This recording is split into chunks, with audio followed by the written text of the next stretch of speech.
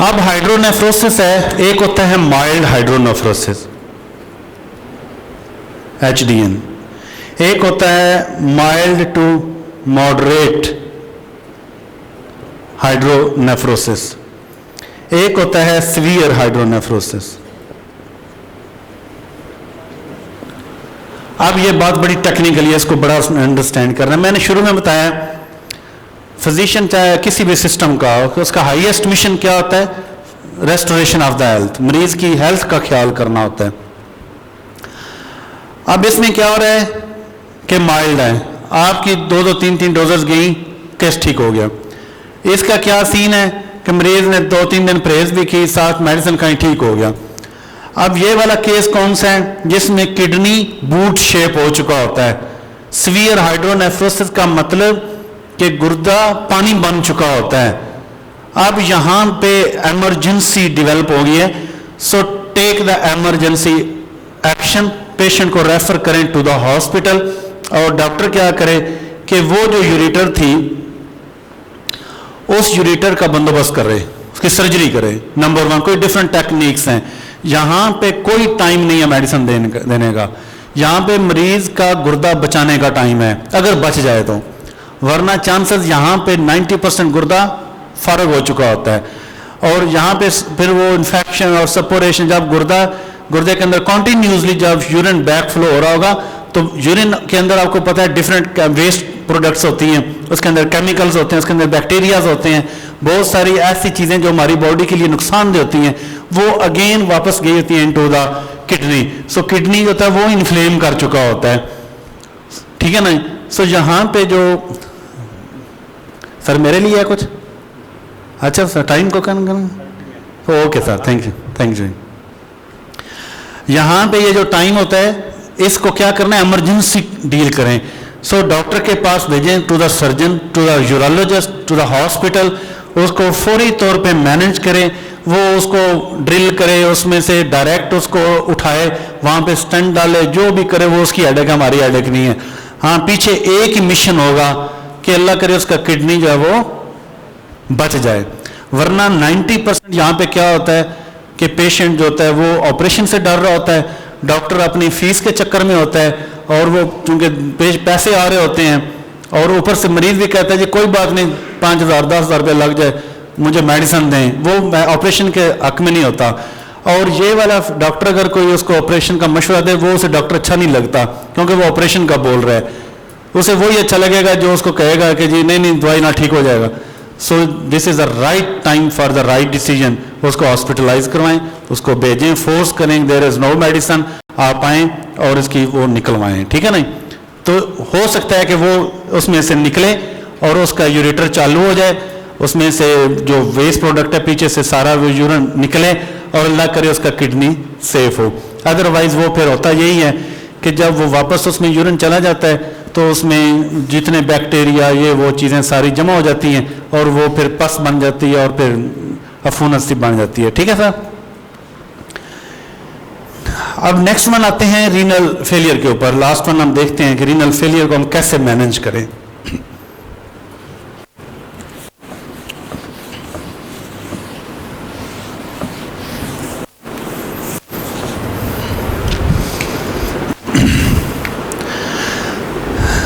जैसे मैंने पहले अर्ज किया था कि रीनल फेलियर के अंदर जो टेस्ट मैंने पहले बता दिए हैं आप सबको कि urea, creatinine, uric acid, EGFR आपने टेस्ट लेना है।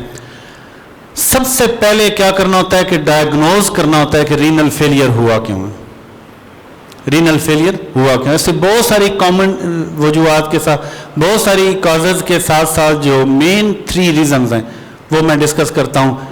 नंबर 1 एक होता है हाइपरटेंसिव रीनल फेलियर, उसके बाद होता है डायबिटिक रीनल फेलियर, इसी तरह होता है ऑब्स्ट्रक्टिव रीनल फेलियर।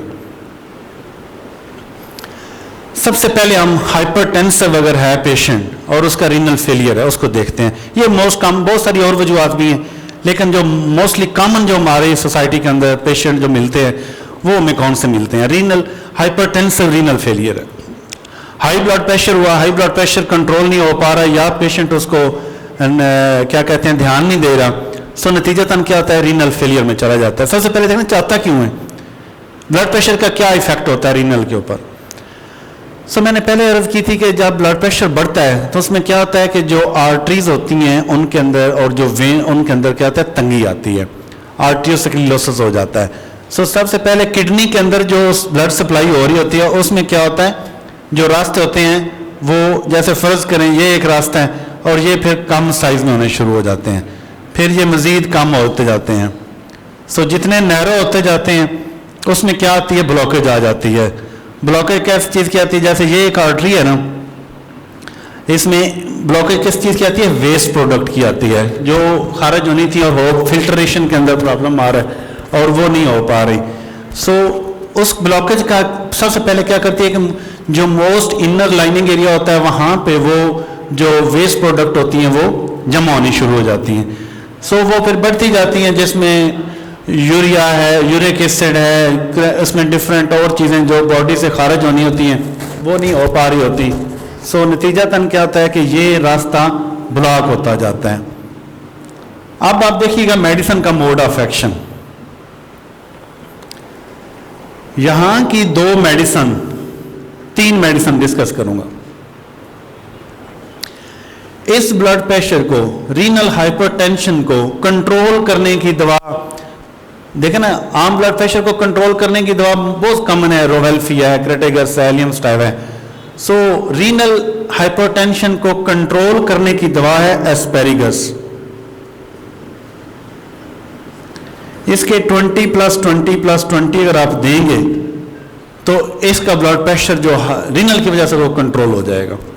अब अगली बात यह है कि हमने सिर्फ कंट्रोल पे नहीं रहना, अब हमने आने ये डिपॉजिट्स हो चुके हैं। सो यहाँ पे सबसे पहले हमने क्या करना है, एंटीसाइकोटिक देनी है। वो आपकी मेडोनिनमेथुजा है, जो भी आपकी कलकेरिया कॉन्स्टिट्यूशनली मैंने पहले डिस्कस कर लिया है, आपने वो डोज देनी है और उसके बाद आपने एस्पेरिगस दे देना है। ये फौरी तौर पे मैनेज हो जाएगा।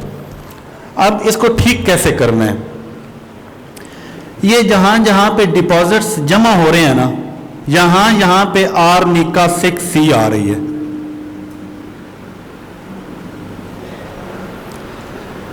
पूरी ब्लड सर्कुलेशन के अंदर, पूरे सर्कुलेटरी सिस्टम के अंदर जहां कहीं भी डिपॉजिट्स आ रहे हो, जिधर डिपॉजिट्स होना शुरू हो गया वहां पे आर्निका 6C आ गया। आर्निका 6C क्या करती है, ये उस डिपॉजिट्स के बिहेवियर को खत्म कर देती है, उसको होने ही नहीं देती, उसको रुकने नहीं देती। जैसे फर्ज करें आप जाते हैं ना ट्रैफिक एरिया में, जैसे सिटी में गए, वहां पे एक वार्डन खड़ा होता है, वो आपको गाड़ी पार्क नहीं करने देता। ये arnica 6C basically is a warden of our circulatory system.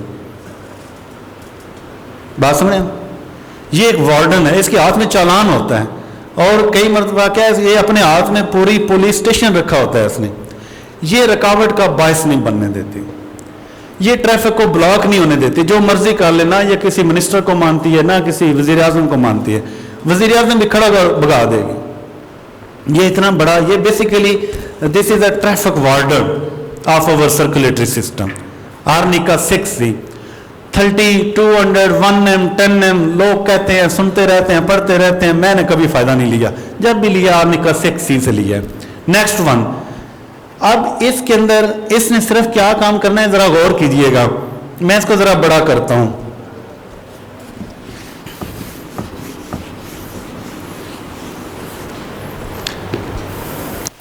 मैं जरा इस आर्टरी को बड़ा करता हूं ताकि पीछे तक नजर आए।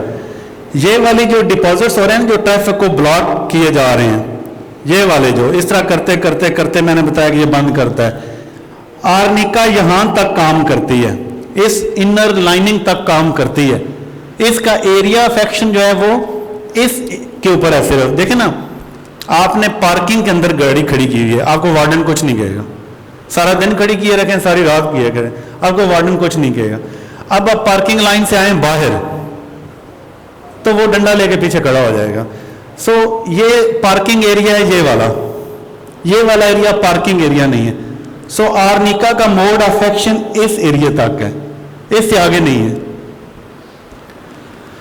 अब आप देखें कि due to high blood pressure हुआ क्या था कि नैरोनेस ऑफ द आर्टरीज हो गई थी, रीनल के अंदर नैरोनेस हो गई थी, उसका रास्ता तंग हो रहा था। तंग इस वजह से हो रहा था, पीछे जो फैक्टर था ना जो उसको तंग किए जा रहा था वो ये वाला है, वो उसकी जो एंडोथेलियम है वो वाली है। सो इसकी दवा है ऑरोमेट 6C, इसकी दवा ऑरोमेट 6C। सो आर्टियोस्क्लेरोसिस के अंदर ऑरोमेट 6C का बहुत इंपॉर्टेंट रोल है, और स्पेशली जहाँ पे आर्ट्रियोल्स ख़राब हो रही हों, जहाँ पे आर्टरीज जो हैं वो ख़राब हो रही हों, नैरो हो रही हों, वहाँ पे इसका काम है ऑरोमेट 6C का। So you have a great medicine for the renal hypertension, आप कभी दीजिएगा, और ये बहुत बड़ी रेमेडीज़ हैं जो परमानेंट ठीक कर देंगी। अच्छा, नंबर 3, अब आपने इस फिनोमेना को ठीक किया, आपने इसको ठीक किया, उसके बाद अब आपने सर्कुलेटरी सिस्टम को स्पीड अप करना है ताकि उसके अंदर एक नरिशमेंट आए। So ferrum met 6C is the nourish of the haemoglob of the blood. Ferrum met 6C ये वो मेडिसिन है जो उस ब्लड को एक दफा से नरिश कर देगी, पूरे सर्कुलेटरी सिस्टम को नरिश करेगी। तीनों को अलग अलग कर देता हूं।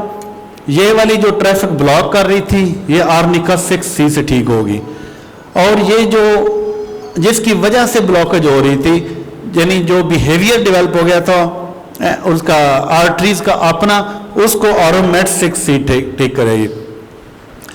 फिर जब उसकी सफाई होने के बाद फिर अब फेरमेट जो है वो उसकी कंसिस्टेंसी को मेंटेन रखेगी, ब्लड की कंसिस्टेंसी को मेंटेन रखेगी। सो ये आप प्रेस्क्राइब करेंगे तो ब्लड की नरिशमेंट हो जाएगी, और आइंदा के लिए उसके अंदर एक जुर्रत पैदा हो जाएगी कि वो नेक्स्ट टाइम उसमें रुकावट ना हो। क्लियर है बात यहाँ तक? अब एक से थोड़ा सा और डीप चलते हैं हम।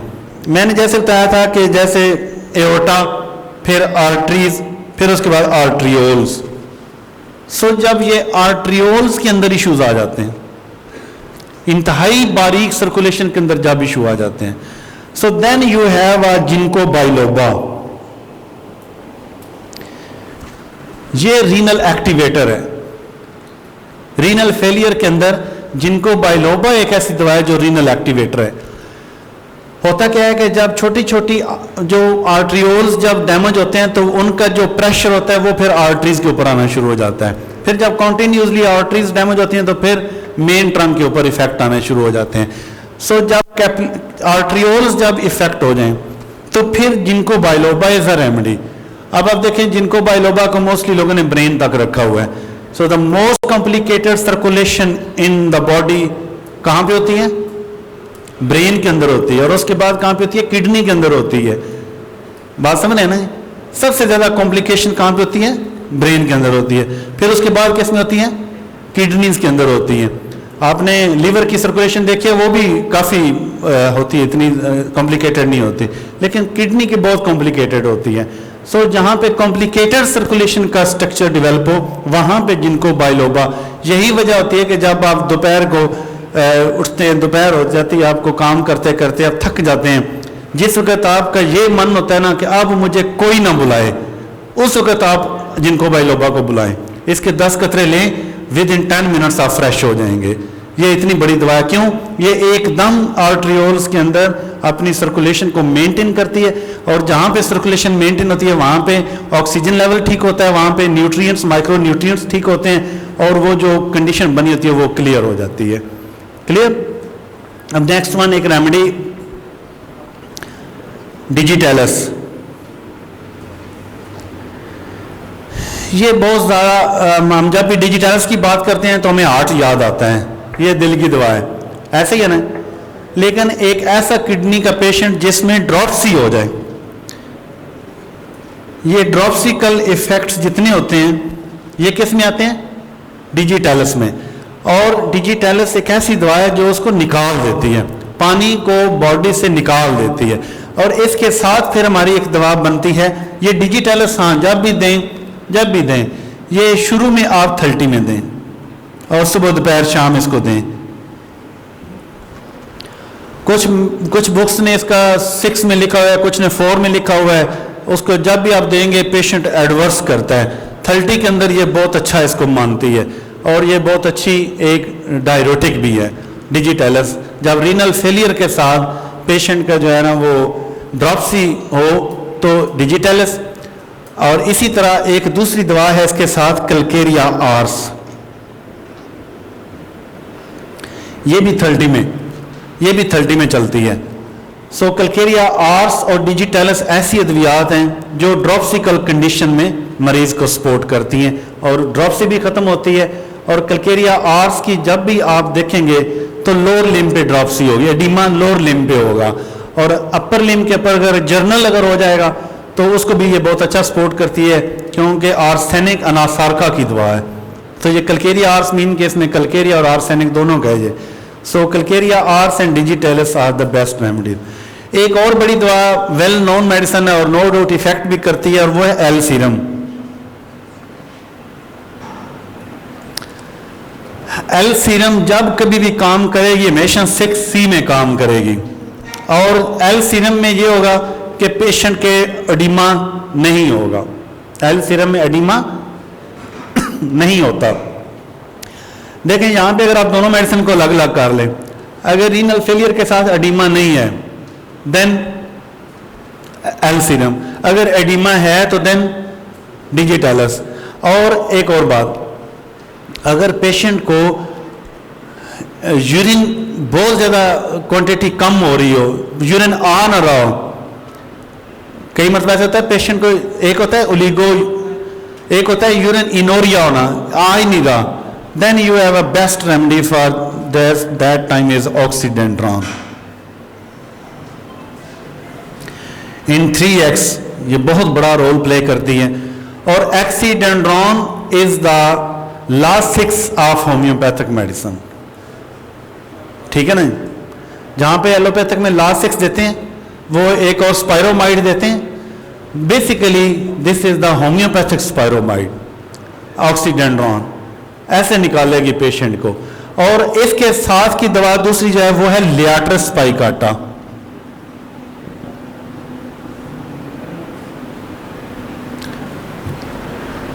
लियाट्रस स्पाइकाटा जिस तरह डिजिटेलस के हम पल्ला दवा कैलकेरिया आर्स है और इसी तरह ऑक्सीडेंड्रॉन की जो हम पल्ला दवाई है वो है लियाट्रस स्पाइकाटा। और इसी तरह अगर यहां पे पेशेंट की जो अनक्विंचेबल थ्रस्ट हो, समझ रहे ना जी, एक ऐसी प्यास जो बुझ ना रही हो, यहां पे कौन सी दवाई होगी? एक दवा सिर्फ जी, उसकी दवा होगी एपोसाइनम। एपोसाइनम अनक्विंचेबल। अच्छा देखें जब भी थर्स्ट की बात आती है तो हम मोस्टली आर्सेनिक एल्बम देखते हैं, बट उसके अंदर क्या होता है, स्मॉल क्वांटिटी होती है, एक बूंद लेता है छोड़ देता है, एक बूंद लेता है, एक दो बूंद लेता है। लेकिन इसमें क्या होता है कि वो पानी पीना छोड़ता ही नहीं है, यानी शाम को एक घड़ा रखें सुबह तक खाली कर देता है। This is Apocynum. अच्छा नेक्स्ट वन जो एक रेमेडी है, आपने देखा होगा, मैंने एक लफ्ज़ बोला था कि रीनल पेशेंट के अंदर हीमोग्लोबिन कम हो जाता है और वो due to the insufficiency of hormone, that was the erythropoietin, आपको बताया था मैंने। सो अगर रीनल पेशेंट के साथ एचबी कम हो रहा हो, HB low in renal patient, then your remedy is picric acid 6C और कभी कभार बीच में 200 की महीने में 3 खुराकें दें आप। पिक्रिक एसिड क्या करता है, डायरेक्टली नेफ्रॉन के ऊपर इफेक्ट करता है और वहां पे जाके एरिथ्रोपोएटिन को ये एक्टिवेट करता है, स्टिमुलेट करता है। पिक्रिक एसिड आमतौर पे इसको लोग नहीं यूज करते, आमतौर पे खून की कमी में जब आते हैं पेशेंट तो लोग देते हैं जी चाइना और फेरमफास और वो कुछ इस तरह करके न, लेकिन जो बेसिक रेमेडी है वो पिक्रिक एसिड है। पिक्रिक एसिड से एचबी सपोर्ट करता है। अच्छा वहाँ पे वो जो इंजेक्शन लगा रहे होते हैं रीनल फेलियर वाले पेशेंट को, खून की कमी वाले इंजेक्शन लग रहे होते हैं, वहाँ पे आपकी पिक्रिक एसिड दवा अच्छा, नेक्स्ट वन एक रेमेडी आपको बताने लगा हूं, नेट्रम म्योर। नेट्रम म्योर का फिनोमेना ये है कि ये इलेक्ट्रोलाइट्स को इम्बैलेंस कर देता है।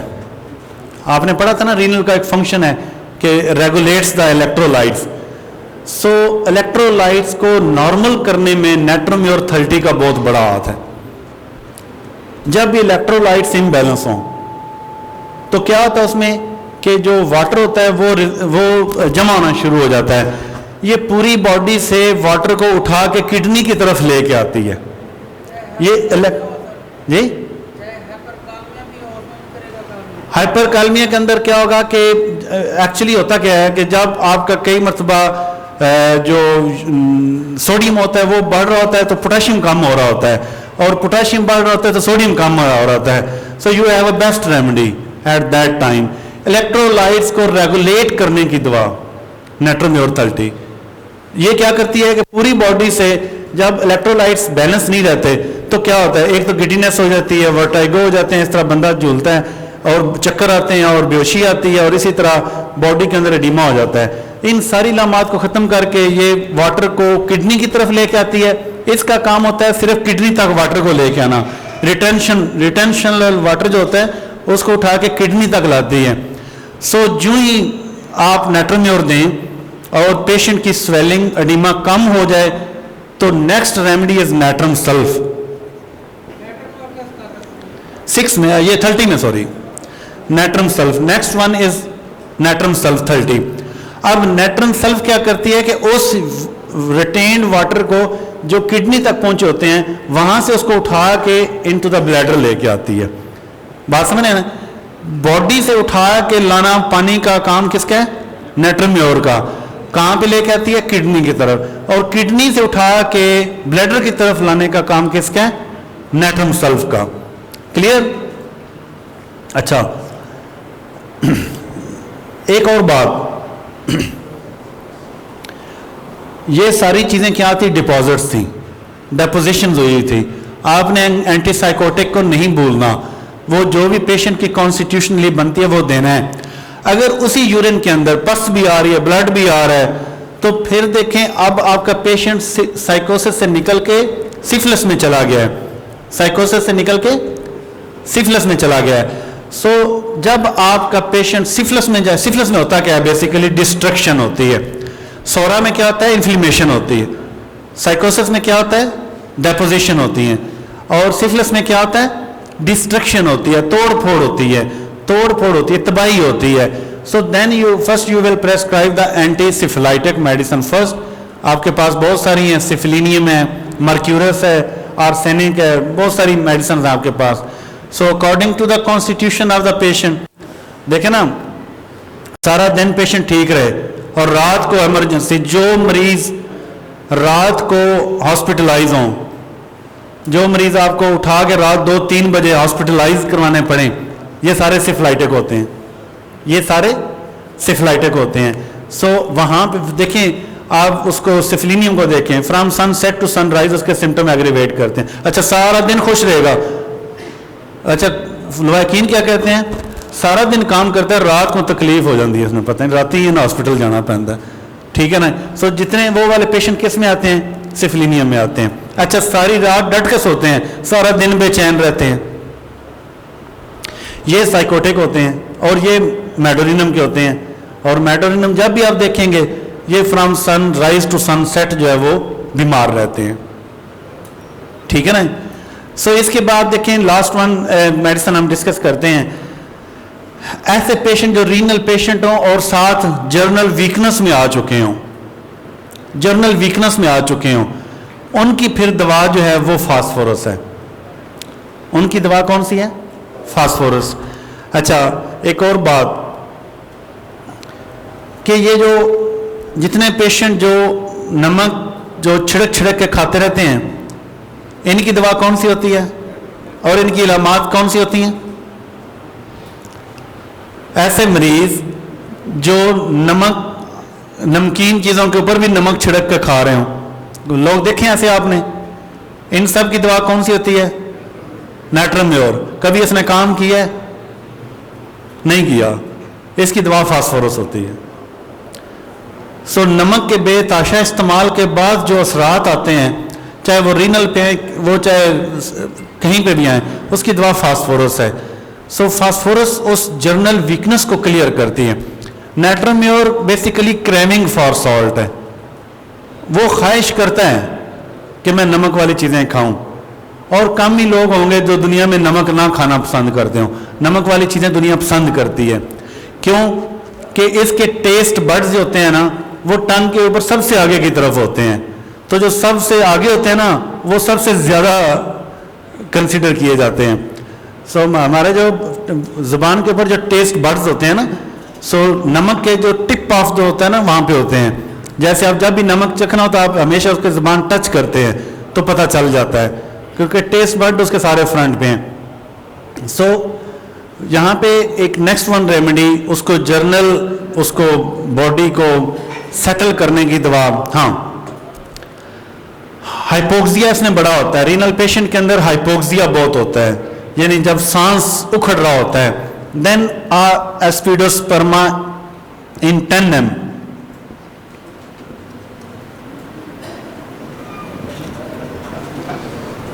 Is a remedy. फास्फोरस 200 में दीजिएगा, ये बहुत गहरी मेडिसिन है, इसको 200 में दीजिएगा। अच्छा, एस्पिडोस्पर्मा 10 ml में आप देंगे। आप देखें पेशेंट रीनल का हो और हाइपोक्सियल हो रहा हो, 10 ml का एक ड्रॉप उसके ज़ुबान पे गिराएं, अगले 10 सेकंड्स में देखें कि वो किस तरह उसकी जो है ना वो सांस रेस्टोर होता है। सो इसी तरह अगर इसके साथ वो फेंट हो रहा हो, इसी सिम्टम के साथ अगर पेशेंट फेंट हो रहा हो, बिल्कुल जैसे कलर वो अपना ख़राब कर रहा हो, बिल्कुल फेंट हो रहा हो, देन कार्बोवेज, और ये 1 ml की आप एक डोज देंगे तो पेशेंट बिल्कुल उठ के बैठ जाएगा। ये रीनल फेलियर के अंदर जब हाइपोक्सियल कंडीशन हो तो ये 2 मेडिसिन बड़ी इंपॉर्टेंट मेडिसिन है, और ये फौरी तौर पे उसको रेस्टोर करती हैं। क्लियर?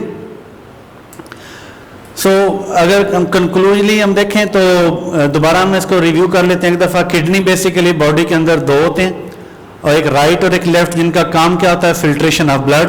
डिफरेंट मैकेनिज्म के साथ साथ जो मेन एक्टिविटी है फिल्ट्रेशन ऑफ ब्लड, और इसी तरह रेगुलेशन ऑफ द इलेक्ट्रोलाइट्स हैं, होम्योस्टेसिस को मेंटेन करना, ये डिफरेंट इसके फंक्शंस हैं। और इसी तरह हमें क्या इसके लिए करना चाहिए? हाइड्रेटेड रहना चाहिए, अपनी खुराक, और जैसे मैंने इनटेक के अंदर पहले बताया कि हर वो चीज़ जो कंसनट्रेटेड फॉर्म में हो, जो आर्टिफिशियल हो, उससे अवॉइड करना चाहिए। और अपना जो प्लेन वाटर है, the best water in the world for kidney is plain water. कोई दुनिया का अच्छा पानी और नहीं हो सकता इसके अलावा, जो आसानी से 92% पार्ट है हमारे ब्लड का फिल्टर होता है। सो अपनी डाइट और अपनी जर्नल वॉक और वेट और हाइट को मेंटेन रखने के साथ साथ ब्लड प्रेशर और शुगर को, हाँ नंबर लास्ट वन शुगर की बात आई है, डायबिटिक नेफ्रोपैथी रह गया था लास्ट वन हमारा। सो डायबिटिक नेफ्रोपैथी के अंदर हमारी जो बेस्ट वन मेडिसिन इज एलॉक्सिनम।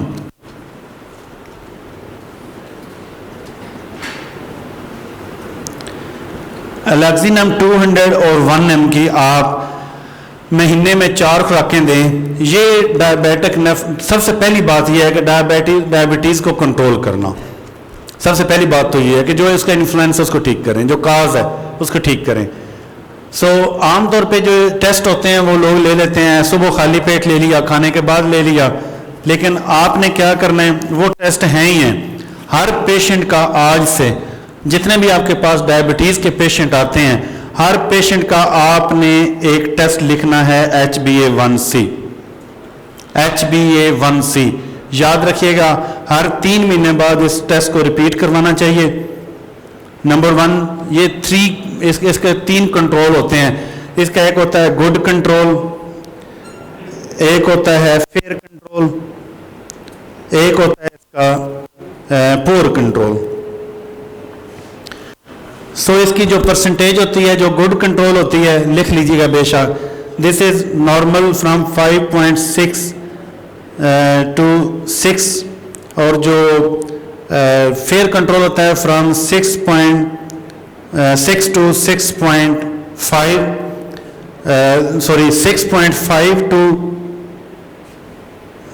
7, और जो मोर देन होता है 7 वो बेसिकली पोर कंट्रोल होता है। 8, 9, 10 जहाँ पे एक्शन की ज़रूरत होती है, मेडिसिन की ज़रूरत होती है। अगर पेशेंट का गुड कंट्रोल है तो this is okay, this is normal condition. अगर फेयर कंट्रोल है, no need of medicine, prescribe the diet and regime, patient की फिजिकल एक्टिविटीज़ को मेंटेन करवाएं, पेशेंट के इनटेक का ध्यान दिलाएं, थोड़ा खाए, दिन में 5 मरतबा खाए, और इसी तरह ऑर्गेनिक फूड्स पे आए, इसी तरह जो पैकिंग वाली जितनी फूड्स हैं ये सारी अवॉइड करें, और कोल्ड ड्रिंक्स ये वो सारी चीज़ें बंद करें। No need of medicine at this phase, at this control. So अगर वो फिर भी ठीक नहीं होता, 3 महीने बाद फिर भी यहाँ पे रहता है, उसका जब तक ये बिहेवियर ठीक नहीं होगा तब तक नहीं। देखें यहाँ पे रेमेडी होती है सल्फर, कैलकेरिया, आयोडियम। ये वो वाला टाइम होता है फेयर कंट्रोल का जब पेशेंट जो होता है ना वो अपनी खुराक का ध्यान नहीं देता। बस सर फ्री हो गए हम लोग ना, लास्ट फ्री हो गए, ध्यान नहीं देता, हर वक्त खाते रहना, इधर से खा लिया, उधर से खा लिया, बैठ के खा लिया, खड़े होके खा लिया। तो ये वो वाला टाइम होता है। इन 3 मेडिसिन के अंदर उनको देखें, और जब भी आप दें ये 200 की आप इनमें दे सकते हैं। और इसका जो सबसे इम्पोर्टेंट फ़ायदा होता है कि ये जो एकदम लोगों को भूख लगती है ना, अनकंट्रोल्ड भूख किसी वक्त भी लग जाती है, वो सल्फर के होते हैं। और कैलकेरिया कार्ब के क्या होते हैं, लेजी होते हैं और भूखे रहते हैं, कम खाते हैं लेकिन लेजी रहते हैं। आयोडियम के क्या होते हैं, एक्टिव भी रहते हैं और खाते पीते भी रहते हैं। सो हर वक्त खाते पीते रहना, ये वाली कंडीशन होती है। तो जब ये वाली कंडीशन आ जाए पोर कंट्रोल पे, then you will prescribe the alloxanum. Alloxanum 200 और 1 ml में आप प्रेस्क्राइब करेंगे। So this is the best remedy. Next one is the great remedy for this time is gymnema. Gymnema सेल्विस्टर।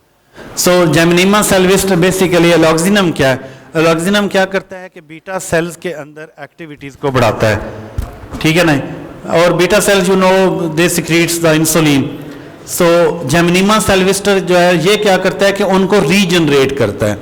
एलॉक्सिनम उसके अंदर जो है वो नरिश करता है, और इसी तरह रीनल के अंदर नरिश लेके आता है, और जो जेमिनिमा सेल्विस्टर है वो वहाँ पे बीटा सेल्स के अंदर रीजनरेट करता है। So regenerative remedy in our beta cells is gymnema सेल्विस्टर।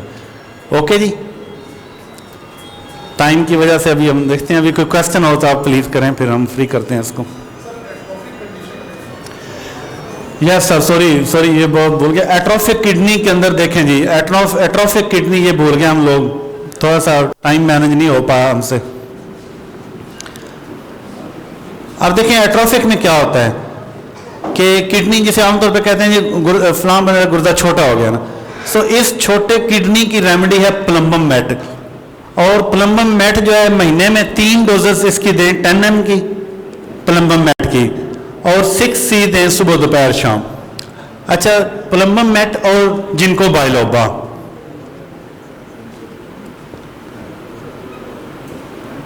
जिनको बाइलोबा, ये प्लम्बम मेट 6C जो है ना, ये एट्रोफिक किडनी को ठीक करती है। उसके अंदर उसके जितने नेफ्रॉन्स होते हैं बाकी को ये सेव करती है। लेकिन इसकी इंटरकरेंट एक 10 ml की महीने में 3 खुराकें, 2 खुराकें, 3 खुराकें ये देनी होती हैं, ठीक है ना।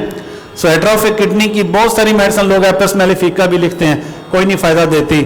सो best one remedy is plumbum met. और ये इसकी पोटेंसी का ये 3201 में कोई काम शाम नहीं करती, ये मैंने देखा है इसको ना। ये जब भी देंगे आप कंटिन्यू 6C में देंगे, और बाकी 10 ml की आप महीने में 1-2 डोजेस दे के आप उसको एक्टिवेट करेंगे। और जिनको बाइलोबा साहब पहले मैंने बताया कि वो माइक्रो सर्कुलेशन उसके अंदर ठीक करेगी। कोई क्वेश्चन हो प्लीज जी। ठंडा देखें जी, हर वो चीज़ जो हमारे नॉर्मल पीएच के लेवल से हट के होगी वो हमें नुकसान देती है। हमारा नॉर्मल जितना हमारा बॉडी का टेम्परेचर नॉर्मल कितना है 37 सेंटीग्रेड। इससे ऊपर या नीचे जो चीज़ भी आप लेंगे इस टेम्परेचर से कम या वो ज़्यादा, वो क्या करती है हमारी बॉडी के अंदर नॉर्मल फिजियोलॉजी को चेंज करती है। ये नहीं लेना चाहिए। नहीं समझ आई सर? मतलब हमारे मैदे के लिए भी इंतहाई गर्म रोटी खाना मना किया गया है, इंतहाई ठंडा पानी पीना मना क्यों किया गया? कि यह होम्योस्टेसिस मेंटेन नहीं रहता, ठीक है ना। हमारा बॉडी टेम्परेचर के मुताबिक जब आप चीज़ लेंगे तो वो हमारे लिए, हमारी फिजियोलॉजी के अंदर काम करेगी, या जो मेटाबॉलिक रिएक्शंस होते हैं वो नॉर्मल फिजियोलॉजी पे होंगे। क्लियर? और कोई सवाल जी? सवाल जरूर करें, मुझे पता है टाइम बहुत हो गया है, सवाल करने चाहिए। अच्छा, सवाल ना करने के दो ही मतलब होते हैं। पहला बड़ा मतलब ये होता है कि कुछ समझ नहीं आई ना, हैं जी।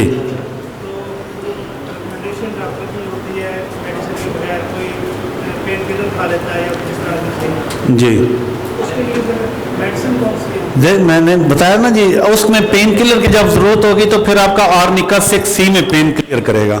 आर्निका 6C बड़ी दवा है। अच्छा, ये मैं बताऊं, ये आर्निका को लोगों ने आज तक मोटरसाइकिल या साइकिल से गिरने की दवा बनाया है।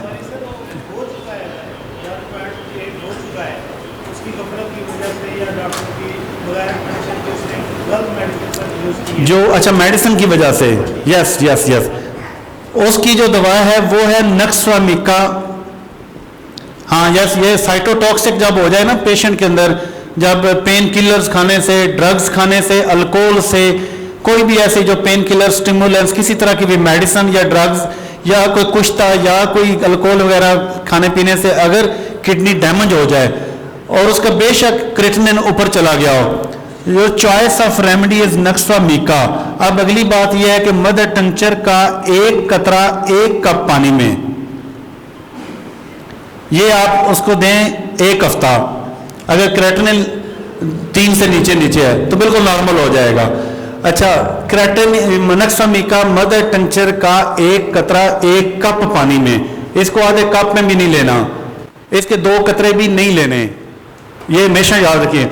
ये उस साइटोटॉक्सिक एक्टिविटीज को क्लियर कर देगी, चाहे वो किसी ड्रग्स की वजह से हो, चाहे वो किसी वजह से भी हो। अच्छा, एक और बात, लीवर के अंदर भी अगर लीवर सेल भी डैमेज हो रहे हैं इन 2-3 वजूहात पे, तो उसकी भी दवा फिर जो है nux vomica mother tincture 1 drop in 1 cup of water है। क्लियर?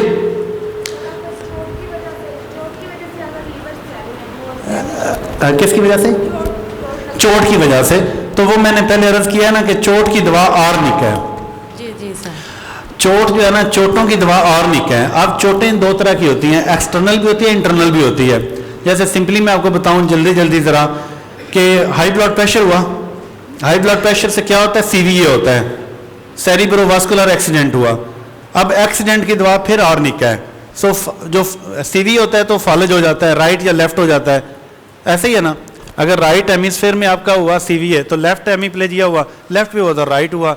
सो अगेन आपके जो आर्निका है वो इसकी अपना हाई ब्लड प्रेशर और उसकी फॉलेज की दवा फिर आर्निक है। इसी तरह किडनी के ऊपर चोट आ गई है, सो चोट की पहली दवा ही आर्निक है और वो 6C में आप देंगे और उसको क्लियर करेगी। सर उसकी वजह से उसका क्रिएटिनिन लेवल है वो जब देखें किडनी डैमेज होने का मतलब ये है कि क्रिएटिनिन लेवल बढ़ गया है। So you will prescribe first arnica in 6C, उसका क्रिएटिनिन लेवल भी नीचे आएगा। बाद में आप उसे ऑरोमेट दें, वो जो भी हो, लेकिन arnica is the first remedy, उसको क्लियर कर, क्रिएटिनिन को ठीक करेगी।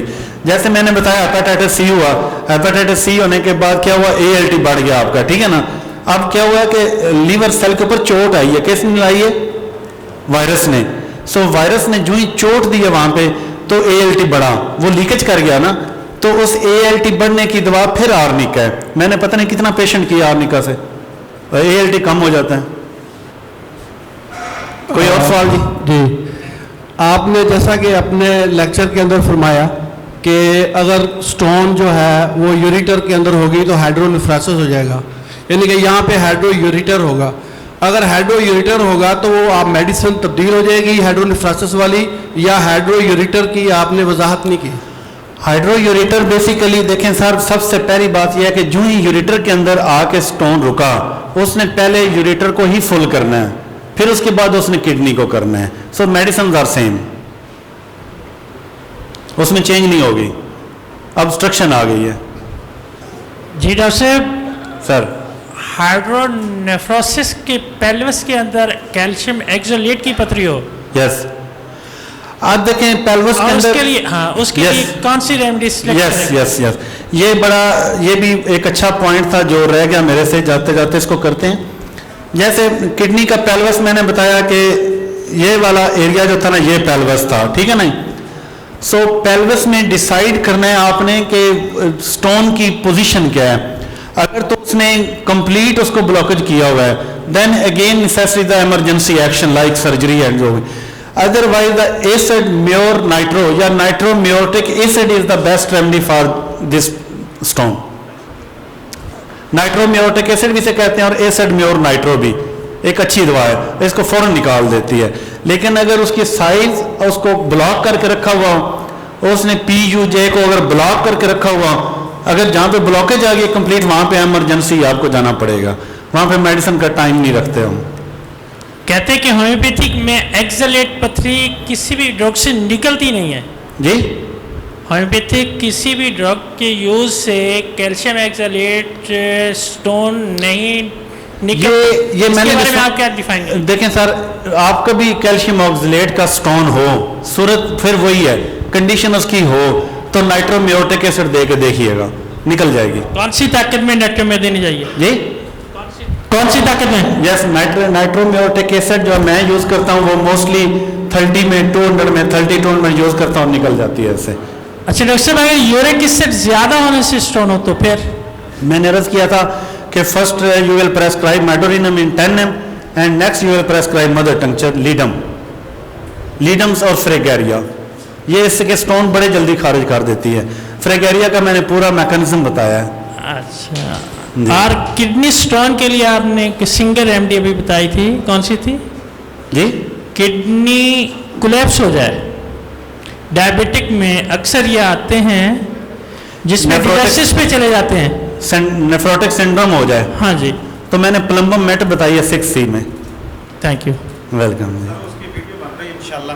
हाँ, बल्कि वीडियो भी बने, नहीं सवाल बेशक करें जी, बिल्कुल सवाल करें। हाँ चलें, ठीक है जी, चलो, थैंक यू जी, थैंक यू।